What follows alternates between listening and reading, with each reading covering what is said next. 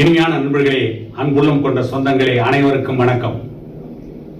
விடுதலை சிறுத்தைகள் கட்சிக்கு எதிராக, விடுதலை சிறுத்தைகள் கட்சியின் தலைவர் திருமாவளவனுக்கு எதிராக அறிக்கை விட சொன்னார் தமிழக முதலமைச்சர் மு க ஸ்டாலின். யாரை அறிக்கை விட சொன்னார் என்று பார்த்தால், முன்னாள் மத்திய அமைச்சர் 2G ஸ்பெக்ட்ரம் ஊழல் புகழ் தற்போதைய நாடாளுமன்ற உறுப்பினர் ராசாவை திருமாவளவனுக்கு எதிராக அறிக்கை விட சொன்னார். ஏன் விட சொன்னார், என்ன காரணம் என்பதை பற்றி இந்த காணொலியில் சற்று விரிவாக காண்போம். விடுதலை சிறுத்தைகள் கட்சியின் தயவு இல்லாமல் 2026 சட்டமன்ற தேர்தலில் திமுக வெற்றி பெற முடியாது என்று ஒரு ஆண்டுக்கு முன் விடுதலை சிறுத்தைகள் கட்சியில் இணைந்த ஆதவ் அர்ஜுனா என்கின்ற ஒரு லாட்டரி வியாபாரியின் மருமகன், மார்டின் என்கின்ற லாட்டரி வியாபாரியின் மருமகன் பொதுவெளியிலே பேசினார், பேட்டி கொடுத்தார். விடுதலை சிறுத்தைகள் இல்லை என்றால் திமுக வெற்றி பெற முடியாது. அது உண்மையா பொய்யா மக்கள் தான் தீர்மானிக்க வேண்டும். உண்மையாகவும் இருக்கலாம், பொய்யாகவும் இருக்கலாம்.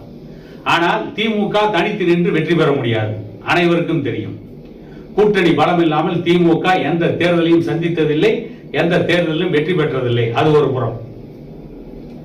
ஆதவ் அர்ஜுனா இப்படி சொன்னவுடன் அதை பற்றி திமுகவில் இருக்கின்ற முன்னணி தலைவர்கள், பல்வேறு மாவட்ட செயலாளர்கள் உதயநிதி ஸ்டாலினிடம் முறையிட்டு இருக்கிறார்கள். அவர்கள் ஏன் உதயநிதி ஸ்டாலினிடம் முறையிட்டார்கள் என்று சொன்னால், பேசிய விடுதலை சிறுத்தைகள் கட்சியின் துணை பொதுச் செயலாளர் ஆதவ் அர்ஜுனா சினிமா நடிகர் எல்லாம் துணை முதல்வராகின்ற பொழுது திருமாவளவன் ஏன் துணை முதல்வராக கூடாது என்று பேசினார். ஆகவே உங்களை குறிவைத்துத்தான் ஆதவ் அர்ஜுனா விடுதலை சிறுத்தைகள் கட்சியை சார்ந்தவர் இப்படி பேசியிருக்கிறார். திருமாவளவனுக்கு தெரியாமல் பேசியிருப்பதற்கு வாய்ப்பில்லை என்று திமுகவின் முன்னணி தலைவர்களும் திமுகவின் மாவட்ட செயலாளர்களும் உதயநிதி ஸ்டாலினிடம் முறையிட்டதற்கு பிறகு உதயநிதி ஸ்டாலின் முதலமைச்சர் மு க ஸ்டாலினிடம் திட்டமிட்டே எனக்கு எதிராகத்தான் விடுதலை சிறுத்தைகள் கட்சி செயல்பட்டுக் கொண்டிருக்கிறது, திருமாவளவனுக்கு தெரியாமல் அந்த பையன் ஆதவ் அர்ஜுனா பேசி இருக்க முடியாது, ஆகவே இதை முளையிலேயே கிள்ளி எறிய வேண்டும் என்று ஸ்டாலினிடம் பேசியதற்கு பிறகுதான் ஸ்டாலின் ராசாவை அழைத்து திருமாவளவனுக்கு எதிராக அறிக்கை விட சொன்னார். திருமாவளவனுக்கு எதிராக அறிக்கை விட சொன்னது மட்டுமல்ல, திருமாவளவனுக்கு தெரியாமல் எதுவும் நடந்திருக்காது என்று ராசா உள்ளிட்ட திமுகவை சேர்ந்த பலர் பேசிக் கொண்டிருக்கிறார்கள்.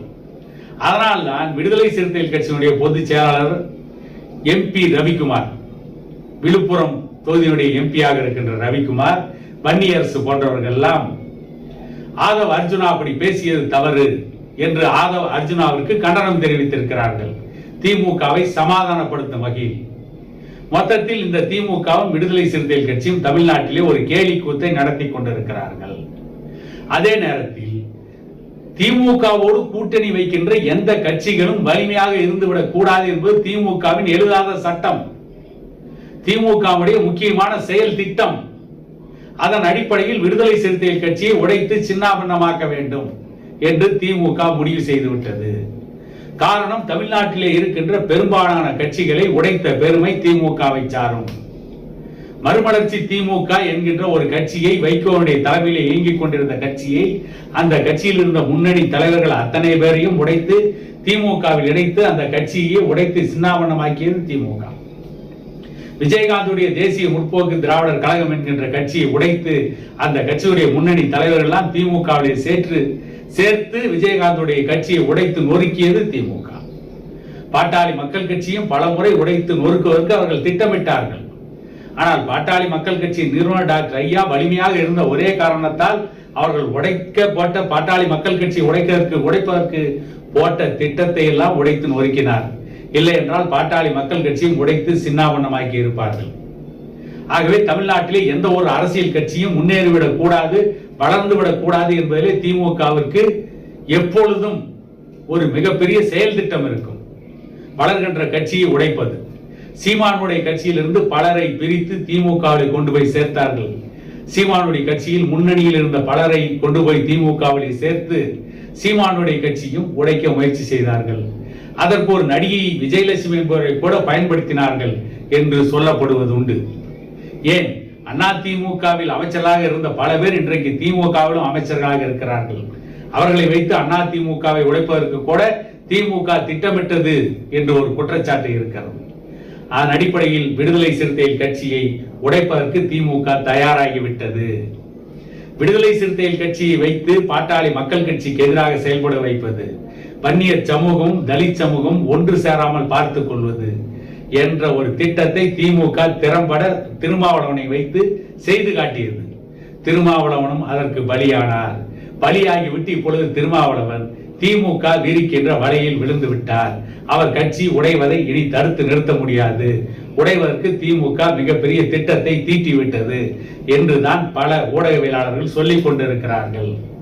இனியாவது திருமாவளவன் உண்மை எது பொய் எது என்று புரிந்து பேச வேண்டும். தேவையில்லாமல் பாட்டாளி மக்கள் கட்சியை வம்புக்கு இழுப்பது, தேவையில்லாமல் வன்னியர் சமூகத்திற்கும் தலித் சமூகத்திற்கும் மோதலை ஏற்படுத்துகின்ற வகையில் அவர் பேசுவது, ஜாதிகள் இல்லை என்று சொல்லிக்கொண்டு மற்ற ஜாதிகளை மற்ற ரகமாக பேசிக்கொண்டு எங்களிடம்தான் சரக்கு இருக்கிறது மிடுக்கு இருக்கிறது என்று சொல்லி மற்ற ஜாதிகளுக்கு எதிராக பேசுவதை திருமாவளவன் நிறுத்திக் கொள்ள வேண்டும்.